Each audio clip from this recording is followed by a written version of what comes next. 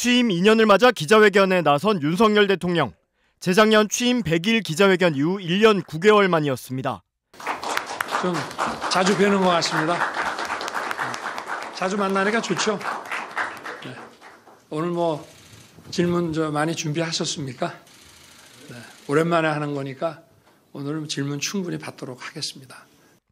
주제 제한 없이 질문을 받겠다는 말에 대통령실 출입 기자들은 일시에 손을 번쩍 들었습니다.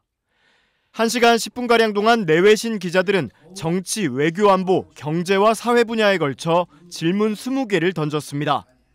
그러나 정작 최상병 수사 외압 사건에 관한 질문은 여론의 관심에 비해 부족했고, 특히 김건희 여사의 명품백 수수 의혹과 관련한 질문은 단 하나였습니다. 지금 그 명품백이 어디에 있는지, 대통령 기록물로 관리되는 게 적절한지는 묻지 않았고, 그 외에도 선물로 거론되고 있는 위스키나 고급 화장품 등은 실제로 받은 게 맞는지, 김 여사가 직접 선물 받은 전직 대통령들의 회고록은 왜 아크로비스타 분리수거장에 버려졌는지 등을 묻는 질문은 없었습니다. 또 넉 달째 공식석상에서 자취를 감춘 김건희 여사의 향후 행보 등에 관한 의문도 제기되지 않았습니다. 또 물가 대책 관련 질문이 있긴 했지만 총선 전 크게 논란이 됐던 이른바 대파값 논란과 관련해서는 구체적인 질문이 나오지 않았습니다. 게다가 일부 주요 현안들에 대해선 아예 질문이 나오지 않았습니다.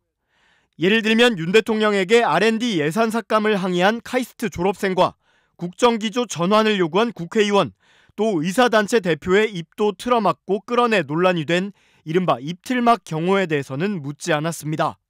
또 현 정부 들어 추락한 언론자유 지수나 KBS, EBS에서 일어난 이른바 공영방송 장악 논란 등에 대해선 그 어떤 질문도 답변도 없었습니다. 뿐만 아니라 여당에서도 우려가 제기되고 있는 라인 야후의 경영권 문제, 또 가석방 적격 판정을 받아 출소가 예정된 대통령의 장모 최은순 씨와 관련한 질문이나 언급도 찾을 수 없었습니다. 이처럼 아예 질문조차 나오지 않은 내용도 많았지만 한동훈 전 국민의힘 비대위원장과 소환해진 게 맞느냐는 질문은 중앙일보와 TV조선에서 각각 하나씩 던지기도 했습니다. 대통령실의 회견 운영 방식에 대한 지적도 제기되고 있습니다. 현안이 많은 정치 분야에서 단 8개의 질문만 받는 등 추가 질문까지 포함해도 단 20번의 질문 기회만 주어졌습니다. 631일 만에 기자회견임을 감안하면 부족하다고 볼 수밖에 없다는 겁니다.